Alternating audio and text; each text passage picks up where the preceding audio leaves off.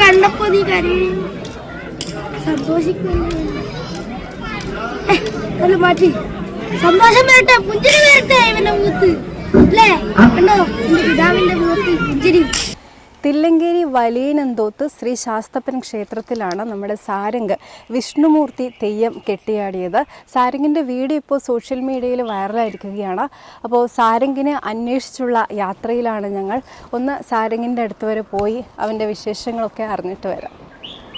സാരംഗിനെ തേടിയുള്ള യാത്ര അവസാനിച്ചത് തില്ലങ്കേരി ഗവൺമെൻറ് UP സ്കൂളിലാണ്. ഈ സ്കൂളിലെ 6ാം ക്ലാസ് വിദ്യാർത്ഥിയാണ് സാരംഗ്.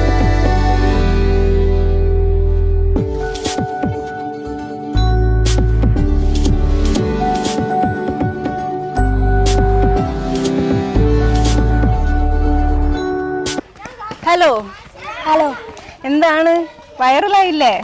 വലിയ താരായിപ്പോയി അല്ലേ? എല്ലാരും എന്താ പറഞ്ഞേ? വീഡിയോ കണ്ടിട്ട് എന്താ പറഞ്ഞേ? എല്ലാരും പറഞ്ഞ അടിപൊളിയാണ്, ഇനിയും ഈ നിലയിലെത്താൻ പറ്റട്ടെ അതെല്ലാം പറഞ്ഞു. പിന്നെ അടിപൊളിയാ, തെയ്യം അടിപൊളിയാണ്. വർത്താനത്തിലാണ് എൻ്റെ ആ ഒരു ഇത് തെളിഞ്ഞത് എന്നെല്ലാം പറഞ്ഞു. എന്തിനാ കരയുമ്പോഴേ കണ്ടപ്പോ നീ കരയും സന്തോഷിക്കുന്നു മാറ്റി സന്തോഷം വരട്ടെ പുഞ്ചിരി വരട്ടെ ഇവന്റെ മുഖത്ത് അല്ലേ കണ്ടോ പിതാവിന്റെ മുഖത്ത് പുഞ്ചിരി അതുപോലെ ആയിരിക്കണം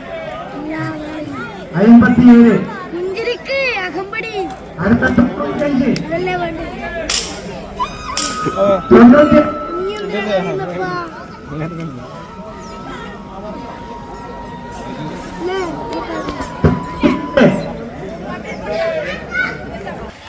വിഷ്ണുമൂർത്തി തെയ്യാണ് അല്ലേ കെട്ടിയത്? ഏതമ്മന്റെ കുടുംബക്ഷേത്രാണോ? അല്ല, എൻ്റെ അപ്പാപ്പ പണ്ട് കാലം മുതലേ ചെയ്ത് നിന്ന ഒരു ക്ഷേത്രമാണ് അനന്തോത്ത് ശ്രീ ശാസ്തപ്പൻ ക്ഷേത്രം. ആടെയാണ് ഞാനിത് കെട്ടിയത്. വിഷ്ണുമൂർത്തിയുടെ തെയ്യം കെട്ടിയത്. വിഷ്ണുമൂർത്തിയുടെ തെയ്യം ആദ്യമായിട്ടാണോ ചെയ്തത്? ആദ്യമായിട്ട്. അപ്പൊ എങ്ങനെ ഇത് ചെയ്യണമെന്ന് മോന് ആഗ്രഹം തോന്നിയോ? ആഗ്രഹം എന്ന് പറഞ്ഞാല് എനിക്കൊരാഗ്രഹം ഉണ്ടായിരുന്നു. പിന്നെ ആദ്യം ഞാൻ പറഞ്ഞിന് അവരോടെല്ലാം ആൾക്ക് കെട്ടണമെന്നുണ്ടായിരുന്നു. അന്നേരം പറഞ്ഞ് കെട്ടിക്കാൻ കുറച്ചും കൂടി ആയിട്ടെ ഞാനും പറഞ്ഞ് അങ്ങനെ ഇവർക്കെന്നെ തോന്നി അന്നൊന്ന് കെട്ടിക്കണമെന്ന്. എന്നിട്ട് അങ്ങനെ വലിയ ആൾക്കാരടക്കം എല്ലാം കെട്ടുന്നുണ്ട്. അപ്പൊ ആദ്യമായിട്ട് കെട്ടിയപ്പോ എന്താ തോന്നിയത് മോന്? തെയ്യം കെട്ടി അങ്ങനെ ക്ഷീണമൊന്നുമില്ല, എന്തൊരു അനുഭവം എനിക്കുണ്ടായിരുന്നു. വിഷ്ണുമൂർത്തി തെയ്യത്തിന്റെ പ്രത്യേകത എന്തൊക്കെയാ? അത് കോഴിനെ കടിക്കും, പ്രത്യേകതയാണ്. കോഴിനെ ലാസ്റ്റ് ആ തെയ്യം കഴിയാനാവുമ്പോഴാണ് കോഴിനെ കടിക്കുക. അതിനെക്കാട്ടും മുമ്പ് പിന്നെ കുറച്ച് ടാസ്കുകളെന്ന് പറഞ്ഞാൽ ഈ ഈടി ഇങ്ങനെ വെക്കുന്നൊരു ഒടയുണ്ട്, അതാണ് ഇതിനെ ഇങ്ങനെ ഉള്ളത്. ഒന്നും ഒരു ബുദ്ധിമുട്ടും തോന്നിയില്ല? അങ്ങനെ ഒന്നുമില്ല. അപ്പൊ എങ്ങനെ നേർച്ച തന്ന ആളോട് എങ്ങനെയാണ് പറയാൻ തോന്നിയത്? അവരെ കണ്ടപ്പോ തോന്നിയോ? അതെന്നു വെച്ചാല് നമ്മൾ ഈ ഒടയില്ലേ അത് വെക്കുന്നതിന് മുമ്പ് നമ്മളെ ഒരു മന്ത്രം ചൊല്ലിയിട്ട് അരി ഇടണം. അരി ഇട്ട് കഴിഞ്ഞാൽ നമുക്ക് അത് ഉറയും. അതായത് തെയ്യം ഏതിൻ്റെയാണോ ആ തെയ്യത്തിൻ്റെ ശ്ലോകം, അതായത് വരവിളി എന്നാണ് അതിന് പറയുക. അത് ചൊല്ലിയിട്ടുണ്ടെങ്കിൽ നമുക്ക് അത് ഉറയും. അത് ഉറഞ്ഞാൽ പിന്നെ ഇതെപ്പോഴും കിട്ടും. പിന്നെ അങ്ങനെ പിന്നെ കലാശാലം കഴിഞ്ഞ് അപ്പാടും നേർച്ചയ്ക്കിരിക്കും.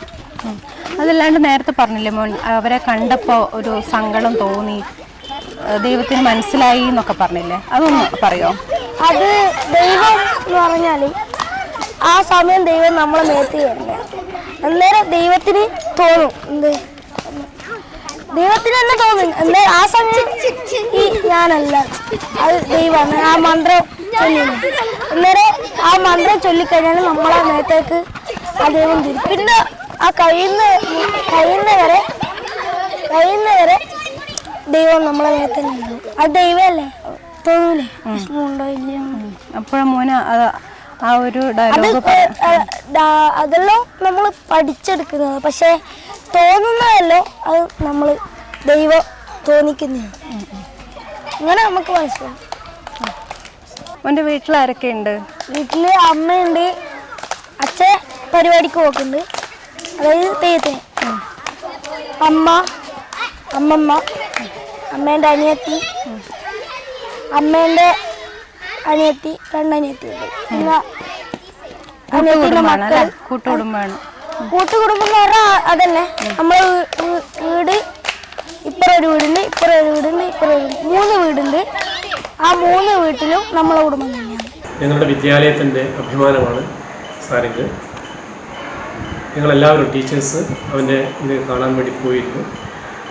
വളർന്നു വരുന്ന നല്ലൊരു കലാകാരനായി മാറുമെന്ന കാര്യത്തിൽ യാതൊരു സംശയവുമില്ല.